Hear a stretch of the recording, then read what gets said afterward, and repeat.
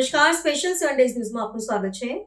વડોદરા યુવા મોરચાનું યુવા four nature અભિયાન અબોલ પક્ષીઓની તરસ છીપાવવા અમિતનગર ખાતે નાગરિકોને માટીના કુંડાઓનું વિતરણ કરાયું. વડોદરા શહેરમાં કાળઝાળ ગરમીના પ્રકોપો વચ્ચે અબોલ પક્ષીઓને રાહત પહોંચાડવાના ઉમદા આશય સાથે વડોદરા શહેર યુવા મોરચા દ્વારા યુવા ફોર નેચર અભિયાન અંતર્ગત અમિતનગર સર્કલ ખાતે પક્ષીઓ માટે પાણીના કુંડા વિતરણનો એક પ્રશંસનીય કાર્યક્રમ યોજવામાં આવ્યો હતો.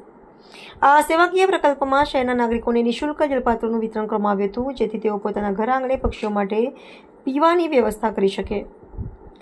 આ સેવાલક્ષી આયોજનમાં વડોદરા શહેર ભારતીય જનતા પાર્ટીના અધ્યક્ષ ડોક્ટર જેપી સોની તેમજ સ્થાનિક સાંસદ ડોક્ટર હેમાંગ જોશી ખાસ ઉપસ્થિત રહીને યુવા કાર્યકરોનો ઉત્સાહ વધાર્યો હતો. આ ઉપરાંત ઉર્મી યુવક મંડળ અને ડોનિલભાઈની ટીમ દ્વારા સમગ્ર કાર્યક્રમને સફળ બનાવવા માટે મહત્વપૂર્ણ યોગદાન આપવામાં આવ્યું હતું. મહાનુભાવોની ઉપસ્થિતિમાં મોટી સંખ્યામાં રાહદારીઓ અને સ્થાનિક રહીશોએ ઉત્સાહભેર જળપાત્રો સ્વીકાર્યા હતા.